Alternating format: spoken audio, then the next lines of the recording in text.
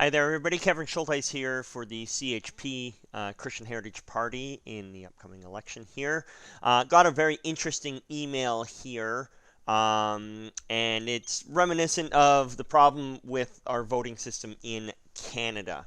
Um, we're one of the final few countries in the world that is kind of using this first past the post. It's an ancient old system, when you had no technology, limited amount of people, and a lot of limited resources. First past the post is just kind of the easiest way of doing things, but there's a lot of issues with first past the post that really hurts Canadians.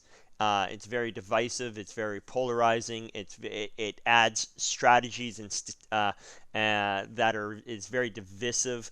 You encourage bullying tactics, and even worse, it usually devolves down to two strong parties, and it just rips countries apart. And then you have your citizens that try to vote, and you get them disengaged over time because their vote seems like it doesn't matter. So I'm going to bring up an email here that's very reminiscent of a few different things. And we'll go from there. So let me just, it's actually kind of two different parts. So I'm just going to keep one of the main parts up because it actually talks about two parties being somewhat similar, and I'm going to bring up both of those points. But in today's video is going to be when two parties are similar, what about strategic voting and whatnot. So let's get right to it. So I'm going to switch over here. So with that in mind, voting for a small party when there are two main parties, is that like throwing away my vote and not voting strategically to get rid of somebody, right? So I don't want to waste my vote. I want her gone, but I want to vote for things that matter to me and should matter to this country. So this is the problem with first past the post is you might have a few voices that pop their head up to counter some of the two strong voices, the polarizing, sometimes they say left and right, or, in Canada and US, they both kind of devolved to red and blue. So you have a strong red vote and a strong blue vote, and then you get very polarizing people in those parties even, and they try to grab headlines, and then they villainize the opposite party. And, every Canadian wants the best for Canada, hands down. We all want clean air. We all want good environment. We all want jobs. We all want a good economy. But there's just different ways of going about that. There's different ways. And then I also think, and this is a little harsh, I also think that I'd probably guess about 95% of Canadians are fairly ignorant and oblivious to most issues. They don't go beyond their 6 o'clock news and a handful of newspaper headlines. We're inundated with that. So I'm not saying ignorant or oblivious to the fact that Canadians are living in a cave and we're not aware of certain issues.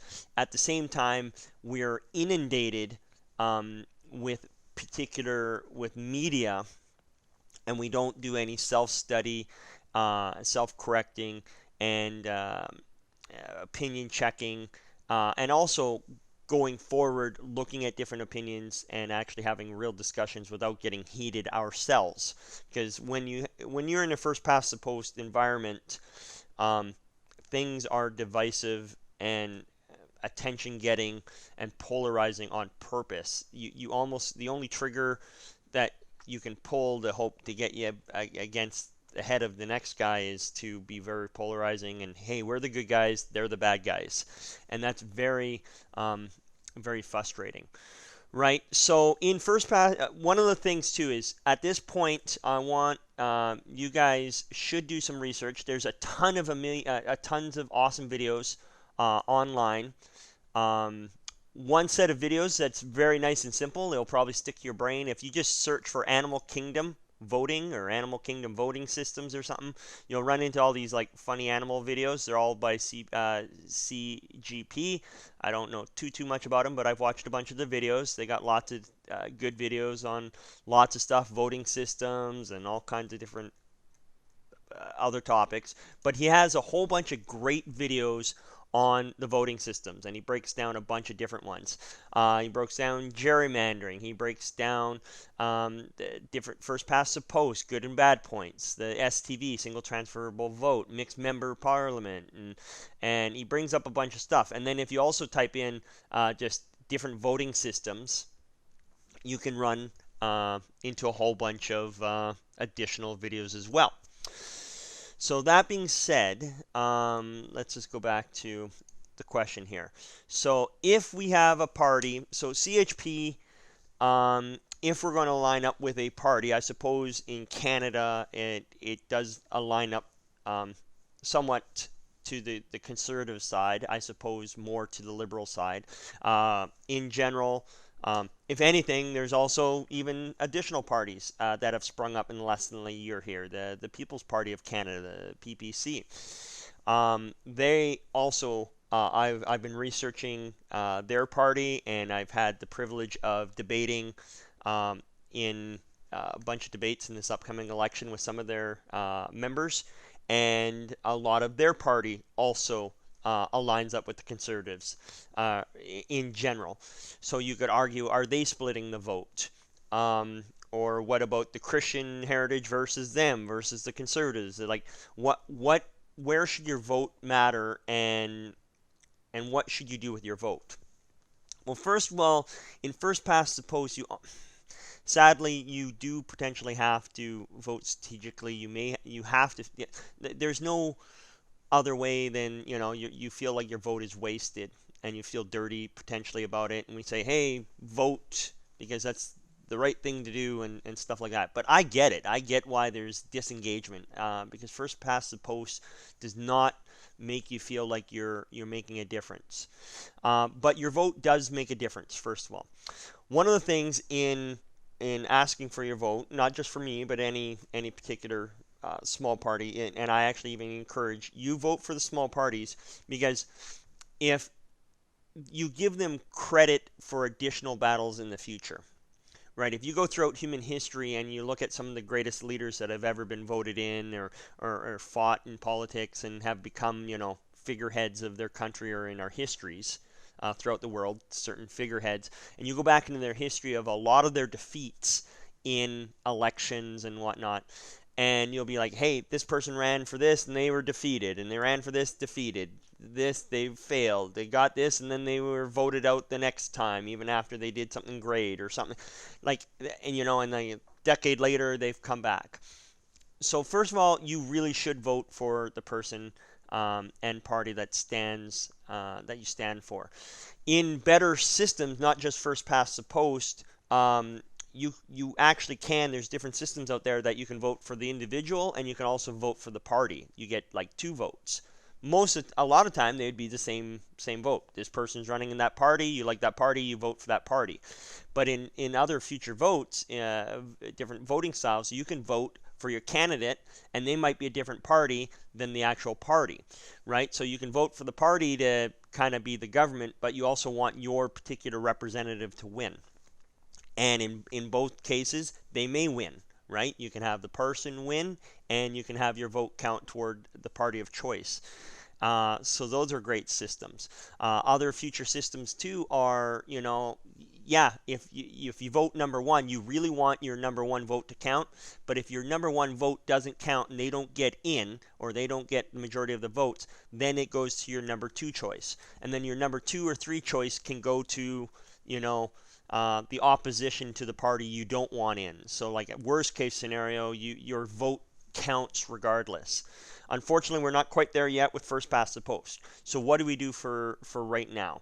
You have to vote for strong mandate for parties that are wanting electoral reform. You want to stand on a party that is fighting for freedom. You want to stand on a party that wants to open up discussion. You need to vote against the parties that are shutting down freedom of speech. You got to vote against parties that run propaganda and giant budgets to keep propaganda machines running. One of my particular platforms, I am not a fan of the CBC, of the Canada propaganda machine, right? When we talk about Canada, like we're right up there with China and Russia and North Korea and these countries in the Middle East where you have the government control the media, and by spending billions of dollars, you have now shut out a ton of, and the media landscapes changed drastically because we've now used multiple billions of dollars yearly to hurt the media industry, centralize it in our little propaganda machine. Then we hand out bailout money to some of the trusted media sources of millions of dollars, hundreds and hundreds of millions of dollars, to trusted only to certain ones that are nice to you and that speak your opinions and whatnot. And then you use our court systems to actually lock out and deplatform freedom of speech. YouTube's pretty amazing. You know, we have giant networks of people and individual people that are speaking for freedom, wanting to get out good information, and you have a federal government that shuts those down. And then we have parties, both red and blue, that arrest journalists in this upcoming session, and then they later may or may not apologize afterwards. Go, oops, sorry, we arrested you for a while, but no, not on any charges. We just used federal funding to shut down freedom of speech just because you don't agree with what we have to say and you may bring up some important topics. I am not a fan of those parties, first of all. When a party's in power for a long time too, you also get parties that are they're not on their toes. They don't stand on their mandates as well. They say one thing and then you vote them in. They're a bully government and they can push themselves around. You actually want a collaboration of a ton of different voices. So we need electoral reform regardless. And the CHP stands very, very, very strongly on that. So one of the things too is you don't want to waste your vote. Well, one of the things is it's not a wasted vote because when you actually vote for a lesser known party, you're actually giving them, every vote gives them credibility for the next fight. You know, if you get 10 votes in your riding, 90,000 potential voters, and 60% show up or something like that, and you get 10 votes, well, that might be just you and your family. So you didn't appeal to too many people, and you might you get a few votes. If you get 1%, 2%, and then the next year you get 3, 4, 5, 6%, it took the Greens more than 30 years or whatever, I believe, to even get a seat, a single seat in Parliament. So you could argue year 20, 25, 24, 26, 28, whatever. You go, why are you running? Like you're trying to divide, the other big parties are going to carry your platform. And you could still make that argument today. But at the same time, you need to get behind parties that stand on your platform. Even if they don't necessarily win this round, your vote carries forward for future votes as well. One of the neat, interesting things is, and I want to incorporate this as part of our electoral reform, is if a party gets over 10% of the vote, the taxpayer is now on the hook for half of their budget that they spend. So not only do you get a tax receipt, not only do they steal money from us as a taxpayer, which then they steal less money from certain people when they make political donations. I'm not necessarily a fan of that. We're for a fair tax system called the Fair Tax Act and the elimination of the income tax. So you go home with your whole paycheck and you don't have to worry about getting a percentage back on your donations. You get to keep your whole paycheck. So you can give more away to the donations and the causes that, or you donate to the causes that you care about the most, including political or charities or churches and things like that. So if you get 10% of the vote, you actually get half your budget paid back to you. So when the Liberals or the Conservatives spend $60 million attacking each other, breaking up Canada, polarizing it, just doing all their stuff, and we'll just use those two parties as their numbers are the biggest and kind of the most out there. So if they each spent $60 million, just know that they've now, after the election, they steal $60 million from Canadians and give it to parties that you don't agree with. So at the same time, every vote that you vote for also helps fill their coffer for future battles. So you're actually helping the opposition. So it doesn't matter if we have the best platform next time, and you strongly want to vote for us next time. At the same time, you want to start the momentum and get things going this time as well, because you've actually, just like physics, objects at rest tend to stay at rest, objects in motion tend to stay in motion, right? When you have force and angle and motion, you want to get that going, and vice versa. And same thing is, something's in motion, you can actually speed it up and keep adding fuel to it.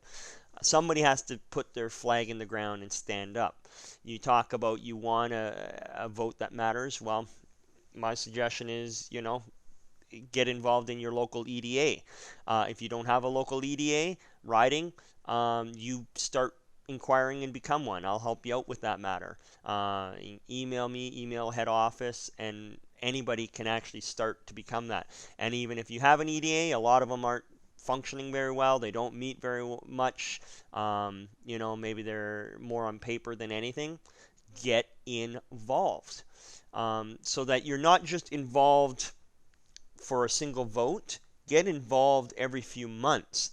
That makes you a better citizen than voting every 4 years. Like I know people say every vote counts and it's your civic duty and stuff. You want to know what?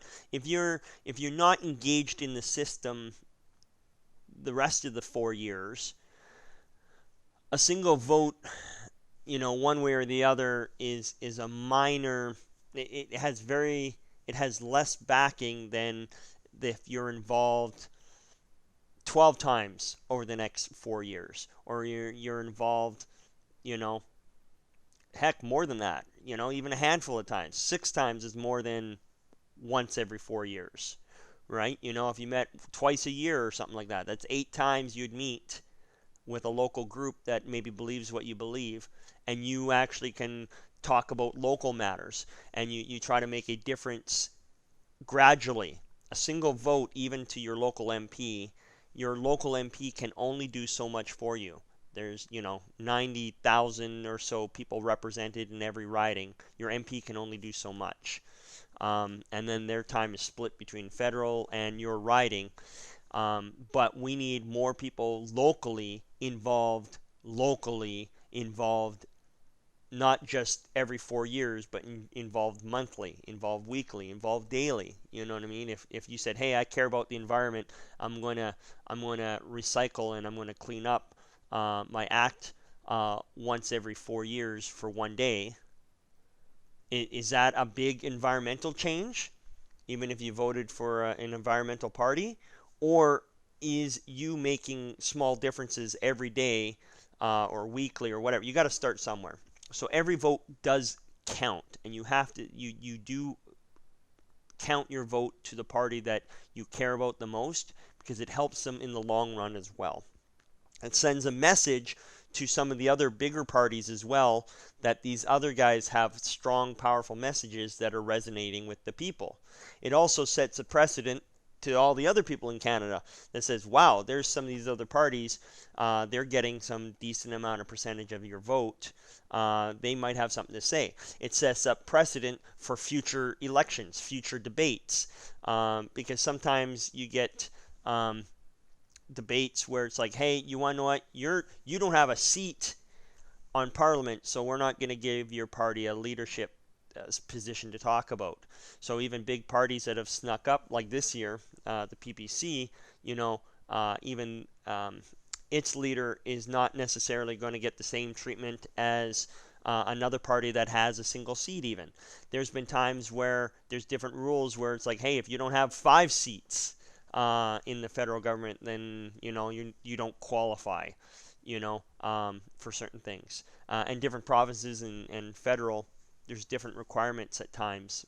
What makes you a legit party or whatever. And I want all of Canada to have a voice. So the CHP does stand for electoral reform. So that being said, you have to vote your conscience. Yes, there's some good platforms and some ideas that align up in some of the other parties, but you don't. By voting for them, you're going to keep getting what you're going to get. Like that's just common sense as well, right? That insanity quote. It's insane to kind of keep expecting different results, but you keep doing the same actions over and over again. So I don't know what more to say other than we actually are very adamantly strong on electoral reform. Different parties' names as well, I'll tell you, regardless of how many good people in there or not, can hide behind a shifting. When you build a platform on quicksand, on sand, and not on a stable rock bed foundation, you're asking for a world of hurt later on. Because that platform, and they can shift and move things around anytime you want, and you'll be thoroughly disappointed in a lot of their platforms and positions. Because there's a lot of people that voted a certain way, and then when their party gets into power, including a majority power, literally abandon a huge amount of those things. Say, the Canadians don't want that. Yeah, we got voted in on that. We don't think that's quite a priority, or that's not important anymore, or we did a study and it's not legit. And they'll do what they want. Whereas at least with the CHP, the Christian Heritage Party, it's even in our name. We can't get away from the Christian values, good principle-based Christian values, without getting into trouble ourselves, because then that's going against our party definition. So I'm proud of that.